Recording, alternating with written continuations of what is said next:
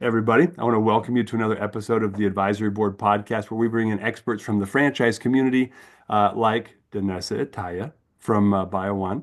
And we're excited to have you on today, Danessa, because the whole purpose of this is to try to get experts that we trust, who we know give great advice that's actionable for the franchise community. So emerging, growing, established brands can make good decisions. So Danessa, I want to do a quick intro for you, but then if you don't mind, tell us a little bit more about yourself because you're an awesome human in so many ways. So I'm just grateful that we got some time together finally to get this recorded. Um, so if you guys don't know Danessa, she's been in franchising like 30 years. So there's not probably much of anything she hasn't seen. And especially now that she's been the president of BioOne, which is it's the most trusted crime and trauma scene cleaning service in the franchise in the US.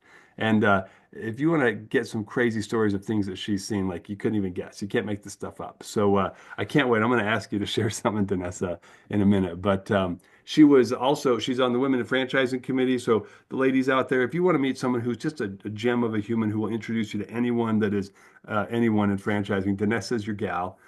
She was named one of entrepreneurs' top influential women in franchising. It was in 2022, but that title doesn't change. Like I would agree 100% with that. And also, fun fact, couple of kids. She lives in Salt Lake. Here's the crazy thing. I live in Utah. We've never gotten together once, and we always talk about it. So it's kind of how we were just laughing about that. Also, attended cooking school in France and isn't a chef, obviously. She's a president of a brand that's growing, but a bit of a foodie as well. So, Danessa, I'm done bragging you up a little bit. Tell us a little bit about you. Tell us about BioOne. Absolutely, absolutely. Thanks for that.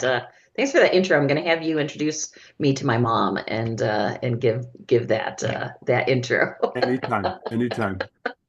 That's great. Well, hey, thanks for that. I've kind of grown up in franchising. This is what I've done. I started out as the accounting assistant at Molly Maid in Michigan, Oh, and nice. kind of had the opportunity to grow up there and learn all about franchising.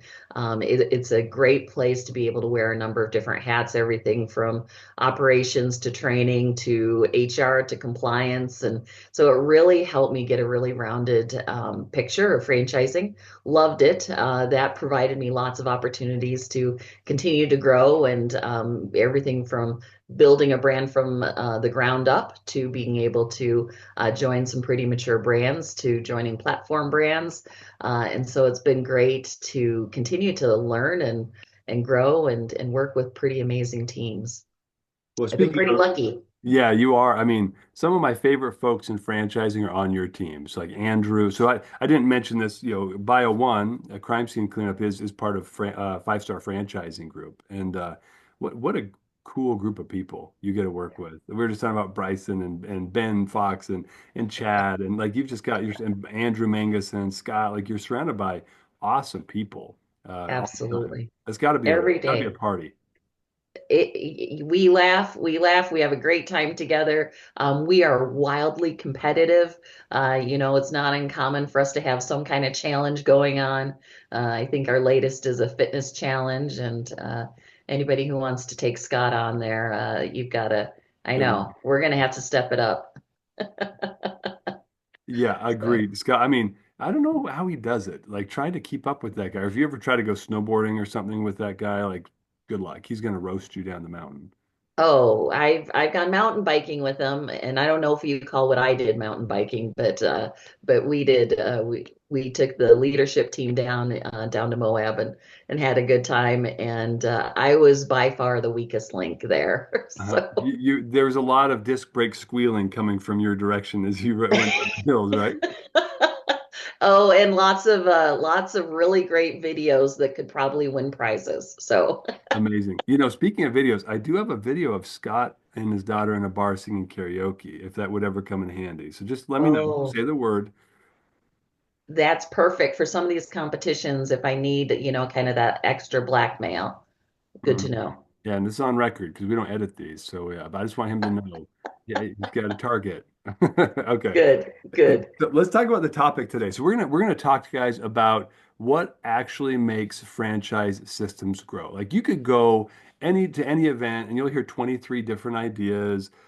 Six or seven of them will actually probably work. Some of them are whiteboard ideas, but Danessa's been through the trenches and she's been leading brands for a long time. And she's also helped advise and coach and mentor tons of women and other folks in franchising. So I just thought it'd be nice to lay down a couple of truth bombs today of things that you just need to know that actually consistently work. So one of the things I was going to ask you about, Danessa, is just, and before we jump into specific questions, is it's about picking the right people. Like, so you can have the perfect franchise model, you can have the best support team, and if you choose to bring a knucklehead into the platform as an owner, you can screw the whole thing up. So, do you mind maybe? But also, let's talk about the positive side of that. If you bring in the right people, Yeah, even an okay franchise concept can explode with success. yeah, So, at the end of the day, it's always about the franchise owners. Can you yeah, share, like, you've got tons of experience with that. yeah.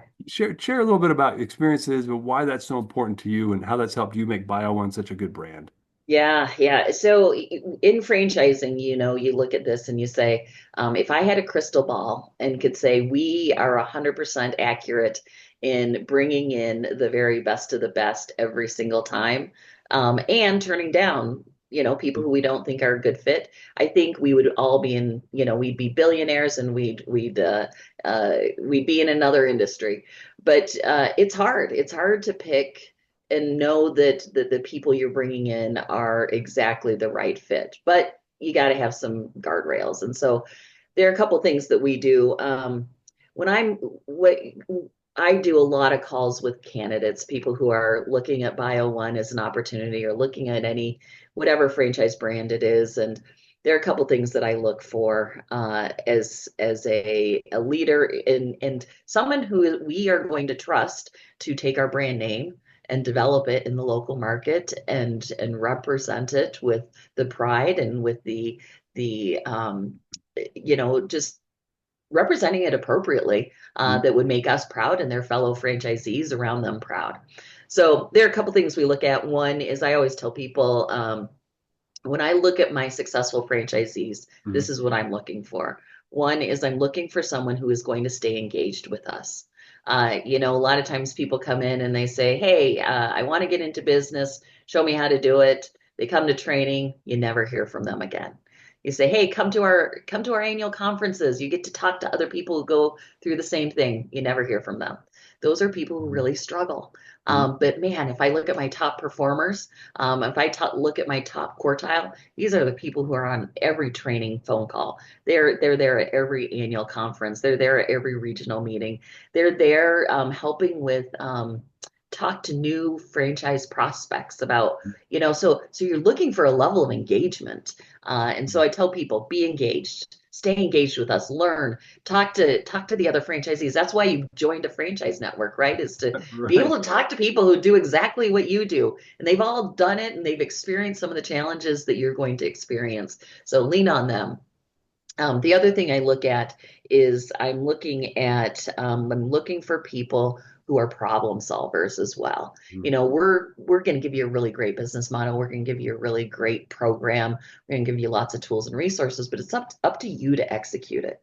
And we need you to make those decisions and to make those decisions quickly and appropriately that align with our core values. And so with that, I'm looking for people who are not just looking for someone to tell them what to do, but for them to be able to, make decisions for their business specifically.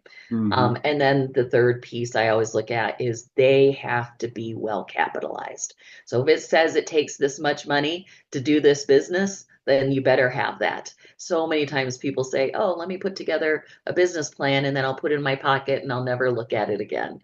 And helping them understand, no, this is a business. We make decisions based on your business plan. We make decisions and we set goals for ourselves so that is today a bad day or is today just an awesome day and we're Mhm. excelling and growing and what do I need to do to get myself to the next level? So being well capitalized is probably one of the biggest challenges you see when businesses are struggling. Yeah. So No, I totally agree. Again, I want to go back. If you don't mind, I wanted you to finish the yeah, list of three, but I was like itching to ask you these questions because I was like, oh man, you hit a nugget. Um, when you talk about someone who's going to be engaged, you mean like I want the owner and management team to be engaged in all of these things, conference, regional trainings, training calls, validation calls, like all these things. But that kind of flies in the face of a trend that I keep seeing rear its ugly head in the franchising space about semi-absentee and absentee ownership. I'll be honest with you, it kind of pisses me off because it's a myth. It's a big fat myth. It doesn't exist. And if it and now in the restaurant space, if you own 10 or 15, you can get to semi-absentee ownership. That is a life cycle in the ownership of a franchise brand. But so many people are walking in thinking, oh, I'm semi-absentee. I'm just going to show up and make money. Here's a check. Let's go. And then you're like, no, no, no. Get your gloves on, roll your sleeve, take the tuxedo off. Like you got to get Yeah, in here and do some dirty work. And so absolutely. how do you guys weed out that mentality? Because a lot of people have tried to create that vision. How do you Yeah. guys help people understand that that's not it? Because that's a real challenge in franchising. So, for home services, I have never seen absentee ownership work. I don't think it exists. I No. don't, it's not something we promote. It is from our standpoint. Now, that being said, I do have franchisees who own multiple franchises and Yeah. they run them very, very well, but by no means are they absentee. They are maybe a little bit more executive leadership. They've got great general managers in those businesses. But anytime I call that franchisee, he can give me their numbers. He can tell me how is this office doing versus this office and where, what his profit margins are. He is actively engaged. And so as businesses scale, that's of course what we're looking for. But early on, yeah, you start out in the suit, and you're getting your feet wet, and you're in it all, and Yeah. then you continue to build your teams, and it's neat to see business models that are designed to be able Mhm. to do that. But the Yeah. concept of owning 100 of these and not being actively engaged, I do feel like there's a little bit of it's a little misleading. Right. And by the way, like I don't want to dog on this concept because you can get there, right? And if you and like you just mentioned, there are people that already own other brands, have management teams, staff in place, infrastructure in place. They've invested in for 3 to 5 years to build it up and get the right people. Those are the people that can become semi-absentee, but semi-absentee doesn't mean semi-engaged. It's Right. still engaged and you're still going to work. Exactly. You're just working on the numbers and the metrics and hiring and training your staff, your district managers. I had Jesse Yeah. Kaiser on a long time ago. The dude owns like so many franchises, mostly food, but Yeah. but he's got a whole team of people, like a whole Right. office infrastructure that's bigger than the franchise brand to Yes. support all of his units. Like it's nuts. So I just thanks for letting me dispel that for a second because it can exist. It's not like it's a unicorn, but it's like you can't build the third story on your house until you have a foundation. So let's Yes. work on the foundation first. And it drives me nuts when people talk Yeah. about that because they're like, oh, you Well, can own one unit and be semi-absentee. No, you can't. no, right. And we tell people all the time, part-time effort yields part-time results. So you can't put in part-time effort and expect full-time results. And so being able to help them understand that and say, hey, that's okay. If this is a side gig for you, then we build a business model, you build your business plan based on that.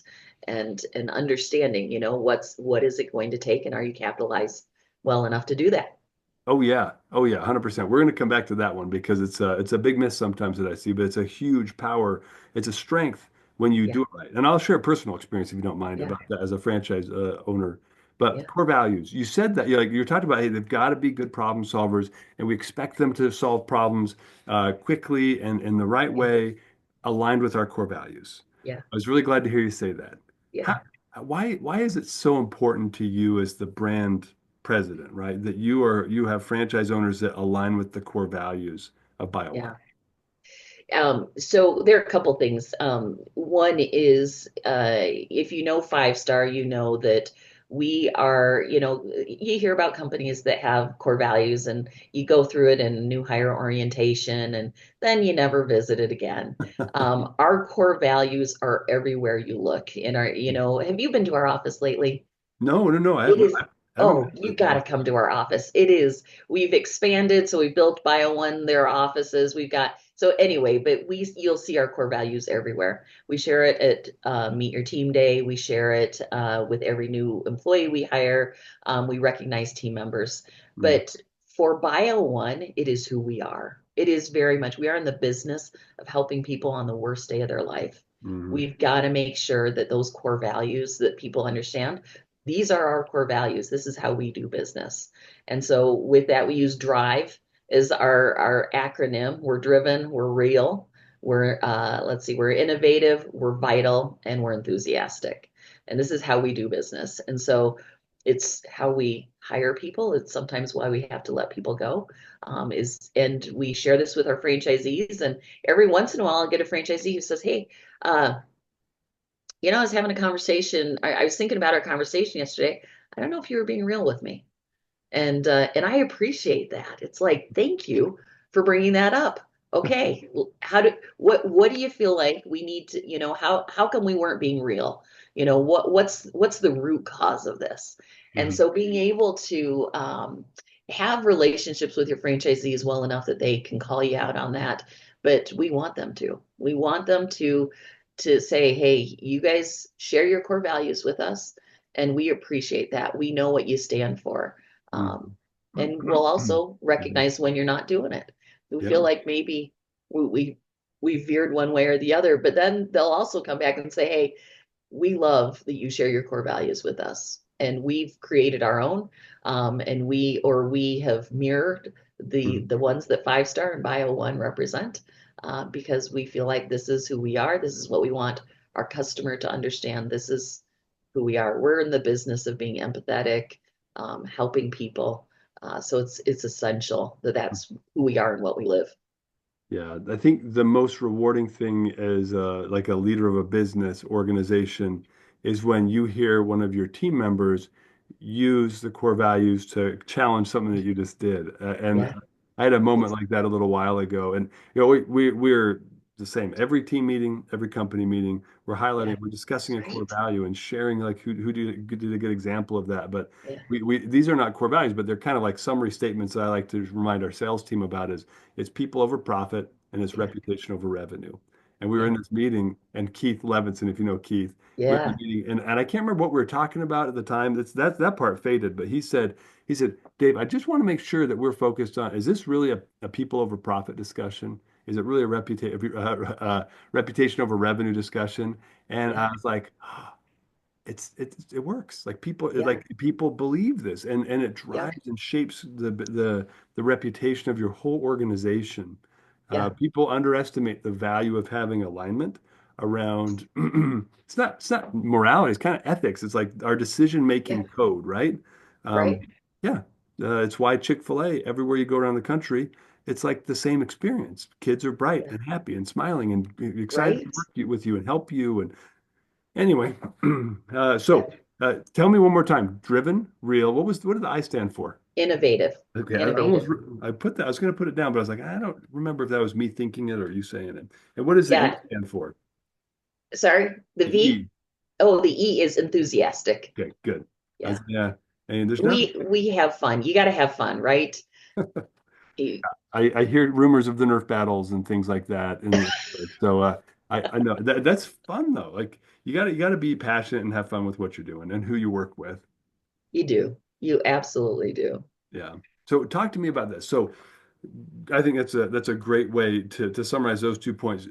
Capitalization. It Yeah, is such a key thing. If you don't mind, I'll share a quick snippet of personal yeah, experience. My wife and I own a couple territories of a franchise brand, and they were babies. They're just getting started. Really good people, awesome concept. We loved it.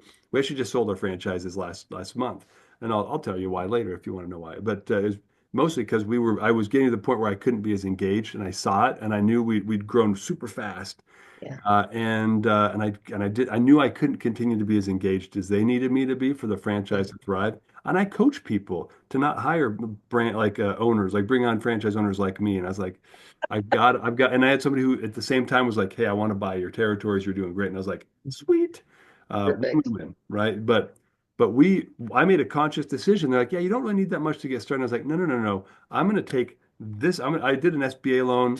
Personally, I Yep. wanted to build my own personal like business credit over here for Dave and Amy Hansen, right? But but I took out more than they recommended. So like, look, I'm going to make some mojo happen. And when it does, I don't want to have to worry about capitalizing these deals and huge orders that are coming through. I want to have the money sitting there so I can operate smoothly. And they're Yeah. like, okay, you do you. And that's exactly what happened. Like some people, they can sell themselves into bankruptcy in franchising, or because they know they can't fulfill the order, they don't chase the big things.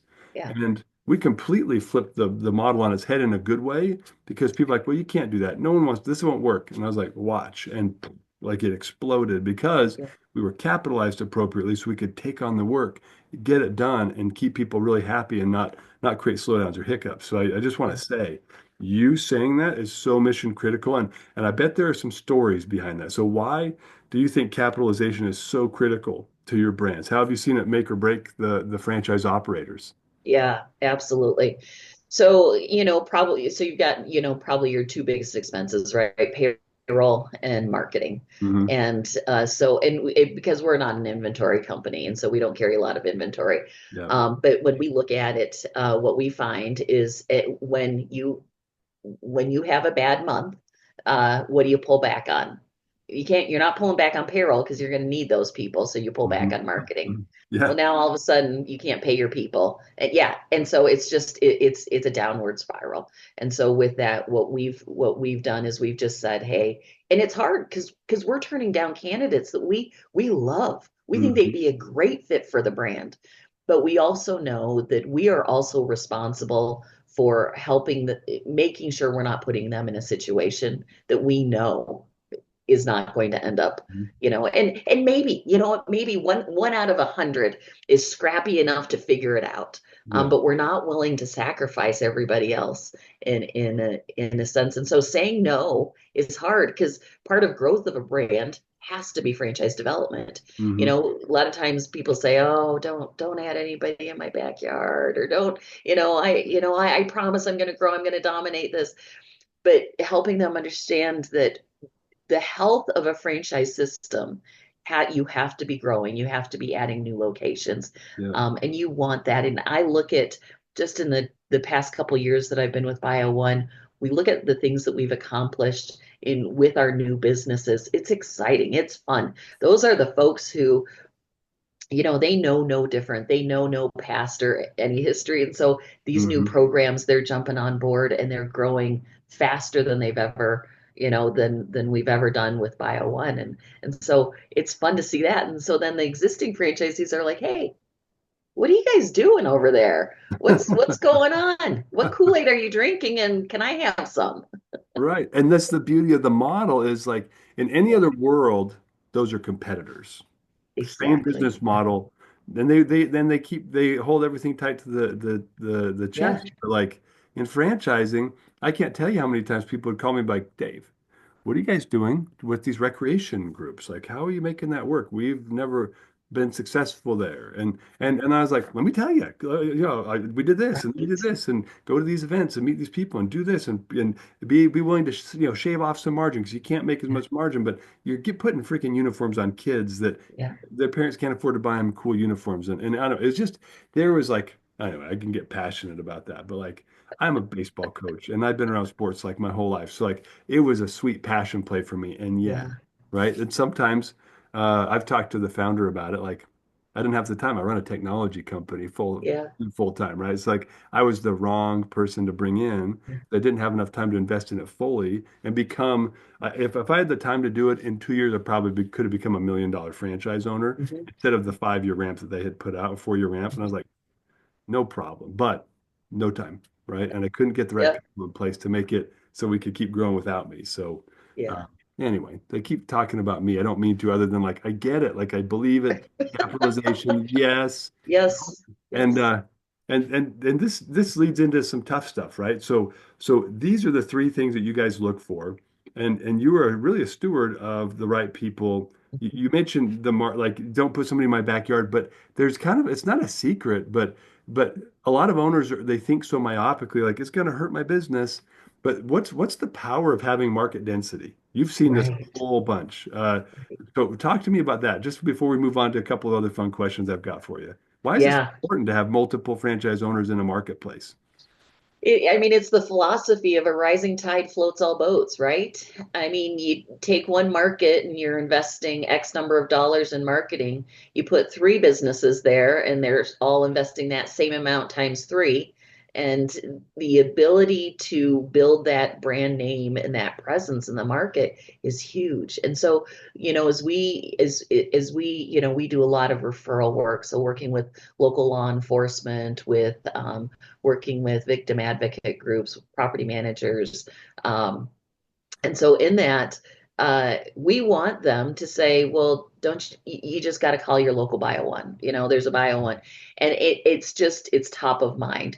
We are not a service that people think, oh, let me hold on to this business card just in case I need this. I'm never going to need this. We No. always tell people, we hope you never have to call us. We are Mhm. the company that would love to not do business with you. Uh-huh. and I'll bet. and so with that, being able to help franchisees see the value of being able to do some co-op together.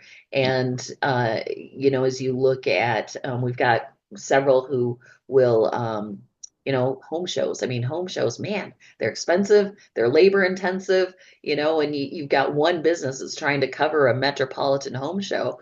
But now they've got three, four businesses. Now they can get a bigger booth. Now they have a stronger presence. Yeah. Now they're pulling in more lead flow. Now that, and so being able to really convey that. So we see that in markets, and then immediately their ability to go deep and dominate that market versus being able to kind of spread themselves pretty thin. And we see it all the time. It does. It's very much that um, opportunity to work together. And when you foster those relationships uh, with your fellow franchisees, then this is who we go on vacation with. These are the people who we get together and say, hey, let's go through our P&Ls together. Like, who are you using for this? Or, hey, how come you're able to get your expense targets this low? What are you doing? How can I adopt some of that?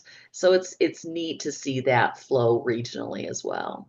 Yeah, I totally agree with you. And we had instances like going to events where now we split the expense of the cost. It was too expensive for me to go, but when three of Yes, us are going, we can right. afford it easily. And now three of us are promoting Yeah, the to three different groups of people right. that go to this event, so our booth traffic is off the charts. Yes, And we had anyway. And the funny thing about this is your marketing dollars are hitting a targeted geo where somebody might be working, but they live in a different territory. And so as you broaden that net out times three in a metro area. I can't remember who was telling me this, but they saw, I think it was a restaurant brand, and it was I think seven, or once you got seven locations within a market, you had enough marketing that you started to feel like you were everywhere to the consumers, but seven different people were splitting that cost up. And if they were right. driving the kids to the park, they saw your restaurant where they saw the messaging that was being marketed by the other guy or gal, the other franchise owner, and it was the synergy that they saw, like it started to own a market. I think it was seven Yes. restaurants, seven Yeah. owners. So anyway, Yeah.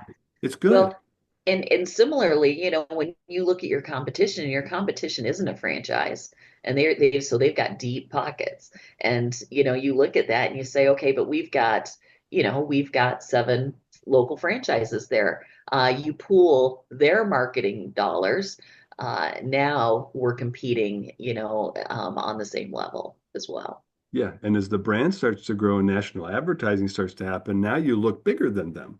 Uh, Yes. yeah. Anyway, I totally agree. The synergies of franchising are kind of insane when you really boil them down. Yeah. So, Danessa, you've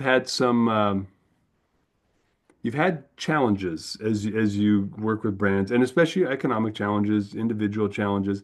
I'm wondering, like, what do you see the best franchisor teams you've ever been on? What do they do to engage and motivate owners when they're struggling with things? Like, how do you see it? Because that's the downside. Even if you're picking the right people and Yeah. they Yeah. initially align with the core values, sometimes they have tragedy and trauma and tough Yeah. stuff that all of a sudden they're not showing up as their best selves, right? So, Yeah. how have you seen franchise brands really work with these owners to help them succeed when the going gets tough? Yeah. There are a couple things that I look at. One is you have to have a good support system. in your franchise network, whether your ops team, they've got to have really great relationships with their franchisees before all of this happens. Because we can't start taking withdrawals unless we've made lots of deposits here.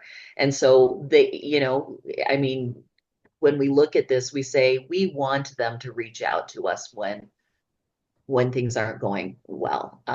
It's why probably one of the hardest things people have is the ability to reach out and ask for help. They think they Yeah. can grit through it. They think, oh,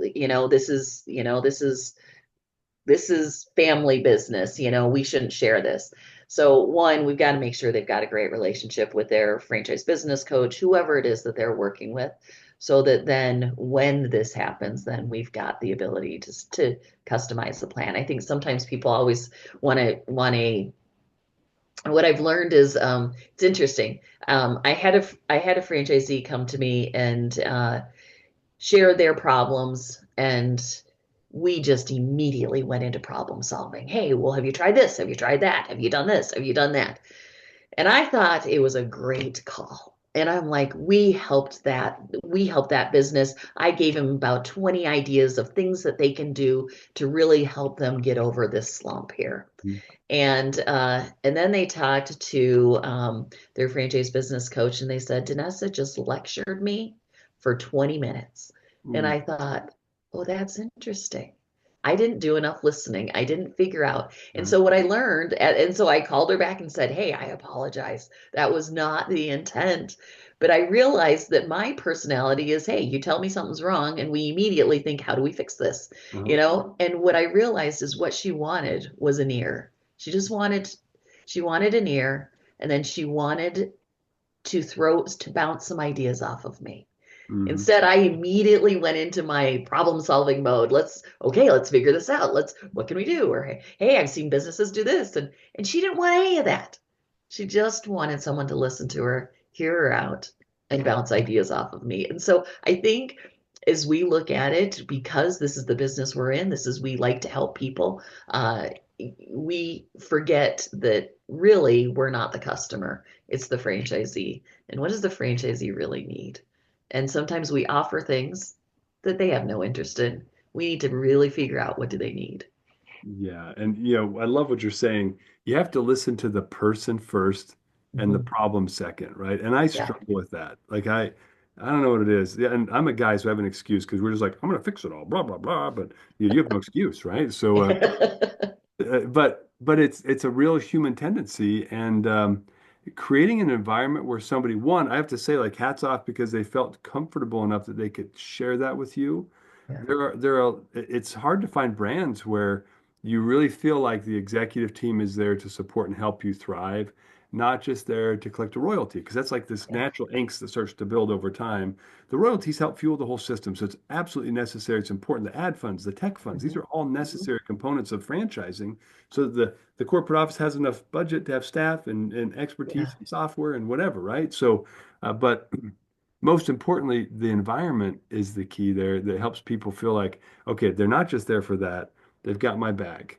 Yeah. How do you help create a culture of that, right? Like that's a real challenge, I think, for some brands to help to turn it around because it starts to get almost adversarial, and then it's hard to help open the doors back up. So have you seen any? There's no magic bullet, but over time, what have you seen work for something like that? Yeah. Yeah. So one of the things I've learned is, like you said, there's no magic bullet. And so for that, you got to figure out, uh, there are times that, I have the franchise business coach and they've been working with them, but they're not the one that's going to help them through this. And so being able to recognize that and say, okay, is there someone better on the team that's Hmm. going to help them through this? That maybe they have a little bit more collateral or background experience or deposits made Hmm. into the relationship bank account, things like that. I find that, and sometimes, if it escalates to me, we're pretty far down the line there. Hmm. And so I do think that making sure that your team understands, hey, my goal and my role is not to undermine anything, any work that the franchise business coach has done. They're the ones that are there rolling up their sleeves. They're in the trenches with the franchisees. They work very, very closely with them and they have a heart for them. Mhm. But sometimes you have to have the tough conversations too and say, hey, this is why you got into a franchise. Remember, let's pull out that business plan. Let's reevaluate it. And sometimes I think sometimes a different personality I think also helps. But our team, they're great. I mean, there are times that I'll have a franchisee who I recognize that I am maybe not their answer. And so I'll punt it to my VP of ops, or I'll punt it to an FBC, or I'll punt it maybe to marketing and say, hey, this person's really struggling. And I think what they really need is some marketing help. Can Mhm. you work with them? Let's put together a plan and Yeah. a regular schedule. And so our team can escalate up, they can escalate lateral. And so they know they've got resources to tap into. And if we need to bring in someone from 5 star, whatever it is, we're supported by a pretty awesome team, and they know that. With a lot of resources. I mean, the depth that you guys have and the breadth, because you're part of a platform company has been, I can't remember how long, but they've been franchising home service businesses for like 20 something years Yeah, now. yeah, I yeah, mean, across multiple industries, yes, and before that, they were incubating brands and coaching brands. Like it's right. the depth of experience that you have in your executive team is ridiculous. I'd love to hear the total. If you added up all the years just across the brand presidents and the executive staff there, I bet you're north of 200 years. Oh, of- easily, Yeah, easily, yeah, that's yeah, incredible. So, yeah.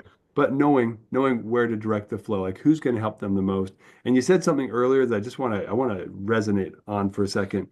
um, the franchise owners, like creating an environment where somebody can be vulnerable it only happens when the home office team can show vulnerability and honesty, and it can only happen when the business coach is willing to say, I don't know, let me see if I can find an answer. I don't let me it's that helps an owner feel like it's okay for them to say I don't know. It's okay Yeah, for them to say they yeah, don't have the answer, because when they don't have the answers and they feel like everybody else does, the last thing they're going to do is raise their hand.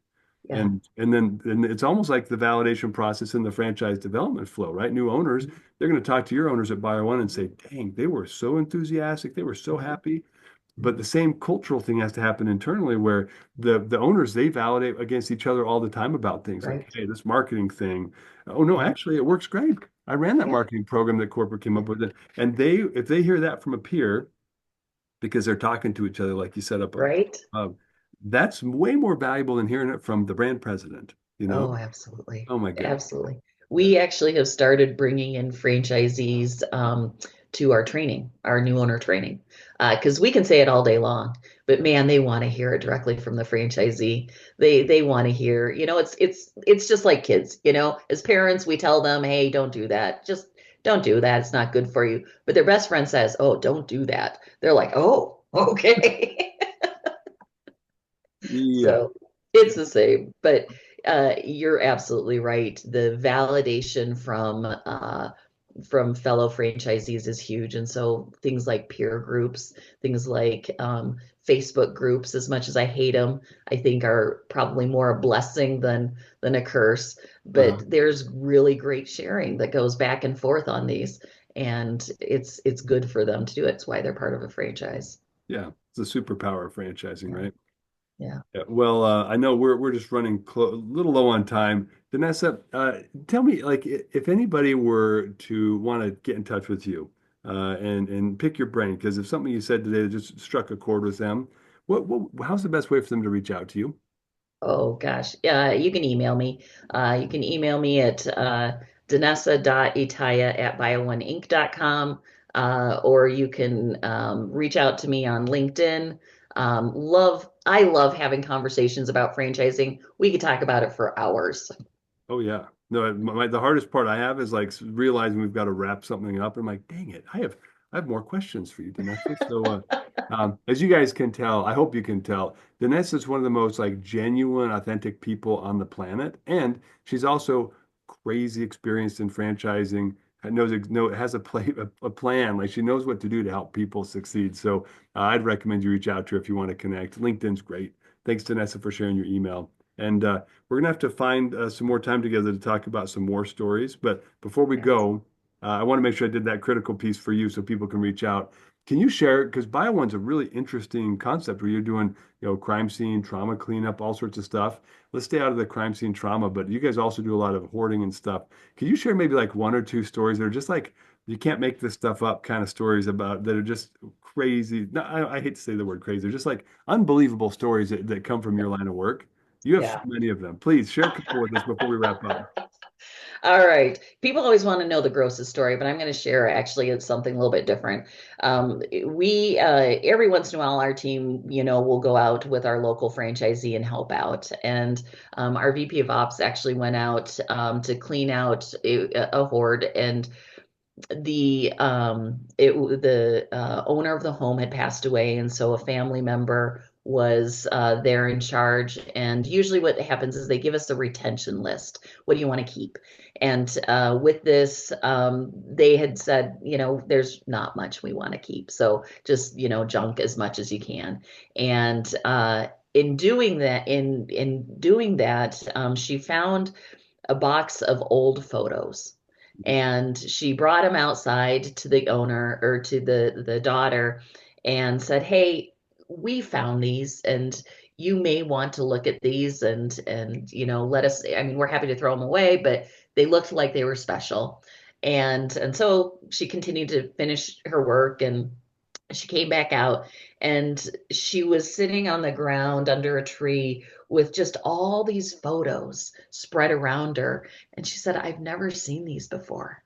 She said, "I've never seen these. Are pictures of family members that some I know, some I don't know, and we're here in Utah." And she said, "Well," she said, "take them down to we've got a genealogy building downtown, and take them down there. I bet there are people there that can help you identify who some of these people are. And then you'll know what to do with them. And there are resources to preserve these." And this is someone who said, "Hey, I'm kind of embarrassed by the fact that you have to be here and do this." And what she got out of it were just these family treasures that she didn't even know existed, and helped her really feel a little bit better about some of the things that were coming out of the home, and being Mhm. able to say, "Yeah, these are things I want to keep to remember my dad by, or remember my family by." And so Mhm. it's neat when things like that happen. It's why we do what we do. And for all the kind of things that sometimes we see, we remember, hey, we helped someone, kind of save something and discover something that she didn't know existed. I love that. Remind me, there was what you told me a story about like finding like a bag of cash, right? With like a mom who's like paying she was disgruntled because her kids cut off her bank account, so she's like paying her driver in cash. That one killed me. I know we don't have time for it, but guys, if you ever see Danessa at a conference, you got to pin her down and ask her to tell you some funny stories because they are. I'm glad you spared us the hot tub stories. Those ones aren't the best, but Oh, yeah. We'll save that one for, over at karaoke. yeah, karaoke party. That's probably the right time so you can pick yourself back up quickly. Danessa, you're awesome. Thanks again, guys. Check out BioOne. Check out Five Star Painting, the franchise or Five Star Franchising. My bad. But the origin company, right? The Five Star Franchising Group, because they've got some great executive leadership like Danessa, and sure appreciate you being on the show, Danessa. Awesome. Awesome. Hey, great seeing you.